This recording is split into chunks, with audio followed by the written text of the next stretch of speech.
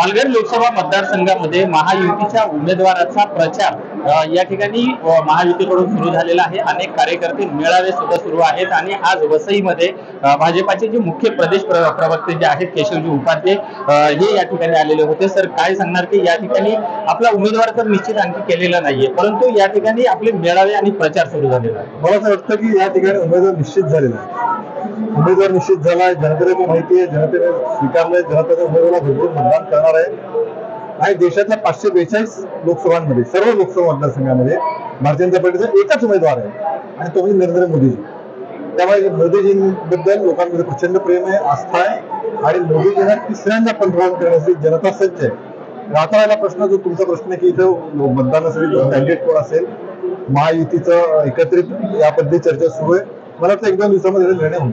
Sir जसा हिंगोली असेल, वाशिम, यवतमाळ असेल त्या ठिकाणी उमेदवार बदलावा लागला आणि ते कुठेतरी पुनरावृत्ती होऊ नये, कार्यकर्त्यांचा कुठे रोष येऊ नये आणि यासाठी पालघरचा उमेदवार सुद्धा वेट अँड वॉचच्या भूमिकेमध्ये आहे अशी सुद्धा चर्चा आहे।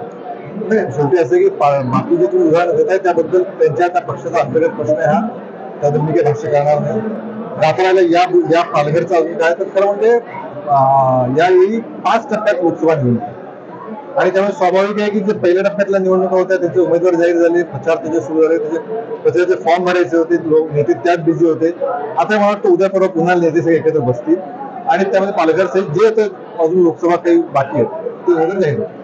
सर या ठिकाणी जे आपण घटक पक्ष जे आहेत महायुतीमधले जे घटक पक्ष 2 दिवसापूर्वीच या ठिकाणी बहुजन विकास आघाडीचे अध्यक्ष हितेंद्र ठाकूर यांनी सांगितलं की आम्ही स्वतः आमचा हक्क बनतो या जागेवरती आणि आम्ही स्वतंत्र या ठिकाणी कार्यकर्त्यांची चाचपणी करून उमेदवार देणार आहेत।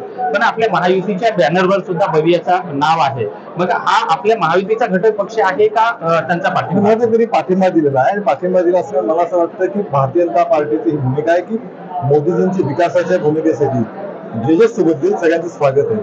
मला असं वाटतं पुढच्या काही बाकी आणखी चर्चा होऊन चित्र स्पष्ट होईल। सर सांगलीचा जो तिढा आहे हा महाविकास आघाडी मधला सुद्धा आणखीही सुटलेला नाहीये, कारण संजय राऊत हे भडक स्टेटमेंट त्यांचे येत आहे, एकीकडे काँग्रेस वेट अँड वॉचच्या भूमिकेमध्ये आहे। काय महाविकास आघाडी म्हणजेच ना त्यांची मतं जुळली आहेत, ना मनं जुळणार आहेत, ना कार्यकर्त्यांचं एकमेकांसोबतचे संबंध जुळणार आहेत। हे फक्त आणि फक्त स्वार्थासाठी एकत्र आलेली महाविकास आघाडी आहे। त्यांच्याकडे कुठली दिशा नाही, कुठलं धोरण नाही, त्यामुळे जनता यांना स्वीकारणार नाही। महायुतीला जनता भरभरून मतदान करेल हे पुढच्या काळात दिसेल। सर पालघर जिल्ह्यातला आपला अजेंडा काय असेल? मला असं वाटतं पालघर असले सर्व देशभर एकच अजेंडा आहे की जी विकासाची गंगा पंतप्रधान मोदीजींनी गेले 10 वर्ष सुरू आहे तीच पुढे चालू राहील। पालघर मधल्या सर्व गोष्टींचा विकास व्हावा, अनेक गोष्टी इथे याव्यात, या पद्धतीचे दिशा आणि धोरण पुढच्या काळात आमचं असेल। सर पालघर जिल्ह्याचे जे विद्यमान खासदार आहेत राजेंद्रजी गावित हे शिवसेना शिंदे गटाचे आहेत, आता या ठिकाणी बीजेपी या ठिकाणची जागा लढवते असं सांगण्यात येत आहे। मग नेमके जे आणि पुन्हा शिंदे गट राजेंद्र गावितांचंच नाव या ठिकाणी चर्चिल्या जात आहे।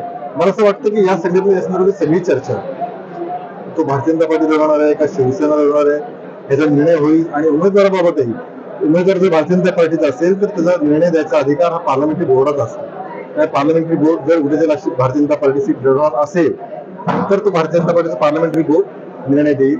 मुळामध्ये पहिल्यांदा 2 पक्षामध्ये कोण जागा लढवेल हे पुढच्या 1-2 दिवसामध्ये स्पष्ट होईल, त्यानंतर सगळ्या गोष्टी स्पष्ट होतील। थँक्यू। विजय गायकवाड, टीव्ही9 मराठी, वसई।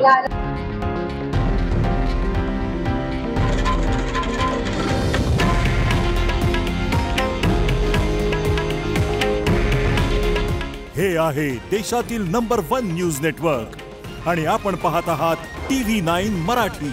काळजी तुमची, हित महाराष्ट्राचं।